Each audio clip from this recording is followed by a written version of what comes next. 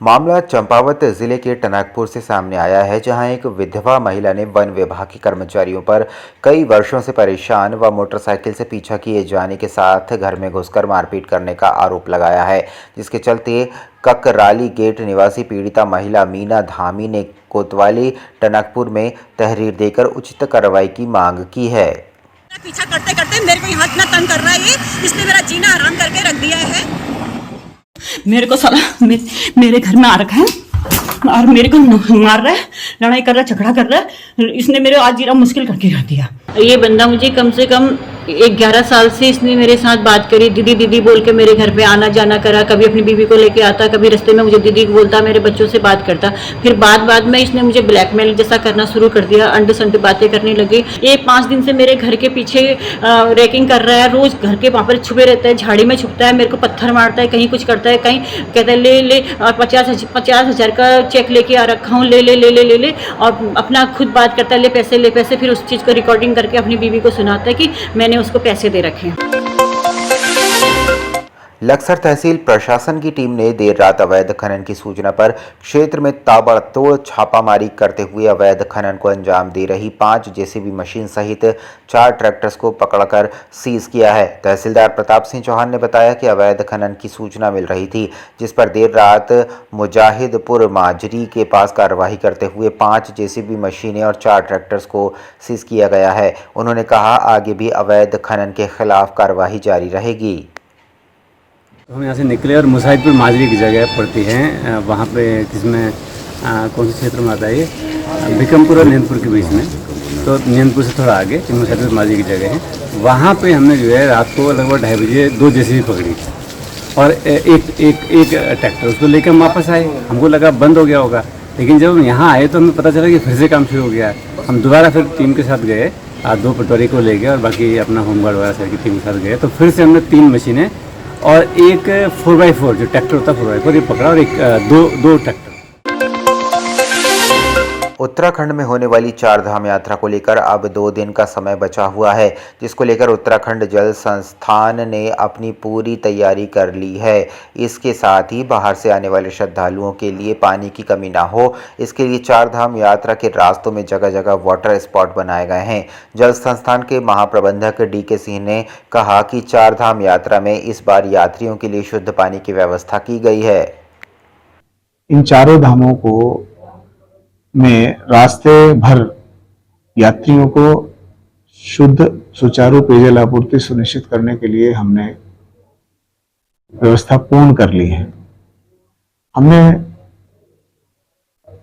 Stand post के माध्यम से, जिसको पिलर टाइप स्टैंड पोस्ट बोलते हैं, और टैंक टाइप स्टैंड पोस्ट, और ये हमारे जो वाटर ATM है इसके माध्यम से, RO के माध्यम से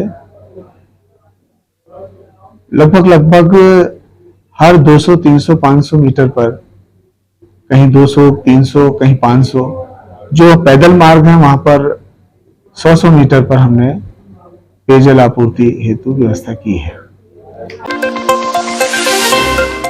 कांग्रेस के प्रदेश अध्यक्ष करण माहारा ने पर्यटन मंत्री सतपाल महाराज और स्वास्थ्य मंत्री धन सिंह रावत पर निशाना साधते हुए कहा कि प्रदेश में 4 धाम यात्रा शुरू होने वाली है, लेकिन प्रदेश के दोनों मंत्री प्रदेश से बाहर अन्य प्रदेशों में भ्रमण कर रहे हैं।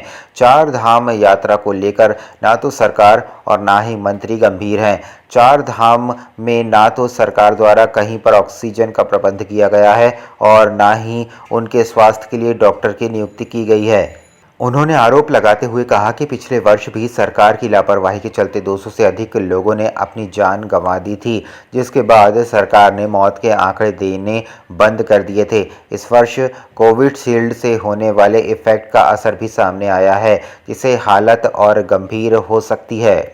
तो कोविड के आफ्टर इफेक्ट्स के अलावा अब तो कोविशील्ड की बात भी आ गई, कोर्ट में जो उन्होंने हलफनामा दिया वो भी सामने आ गया है, तो अब तो और ज्यादा आवश्यकता है डॉक्टरों की। लेकिन आश्चर्यजनक ढंग से पिछली बार भी 4 धाम यात्रा में स्वास्थ्य मंत्री और पर्यटन मंत्री, तीर्थाटन मंत्री गए थे, इस समय भी दोनों गए,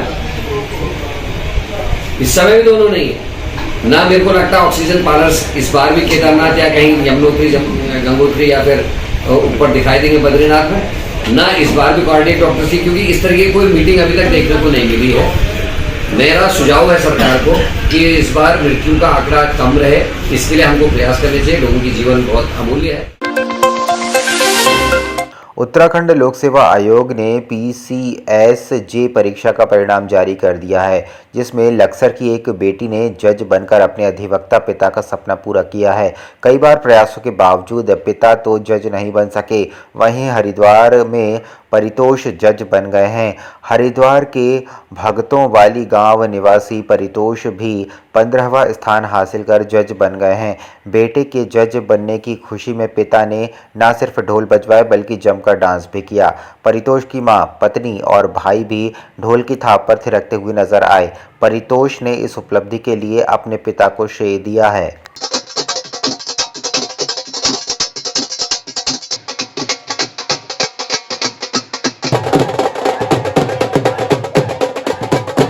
वहाँ पहुँच गए तो सब बहुत आसान लग रहा है, मगर मेहनत बहुत ज़्यादा लगी है।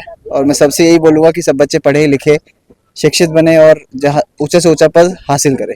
धन्यवाद। सबसे पहले तो स्कूल से ही अच्छे से पढ़े सब बच्चे। बाबा साहब जी ने सबको अधिकार दिया है, उसका इस्तेमाल करें अपने अधिकार का। आखिर तक पढ़ते रहे जब तक आप पे अवसर दे रहा है संविधान आपको, तो उसका पूरा आखिरी दम तक इस्तेमाल कीजिए। कई लोग आपको पसंद करेंगे और कई लोग आपको अच्छा मानेंगे, इज्जत करेंगे। तो मैं उसी हिसाब से चलाता दोनों बच्चों के लिए। मैं तो इनमें यही कहूँगा कि सत्य हमेशा विजेता होता है। तो जो भी अपनी तरफ से ये करे, अच्छा करे लोगों के लिए, सभी के लिए अच्छा करे।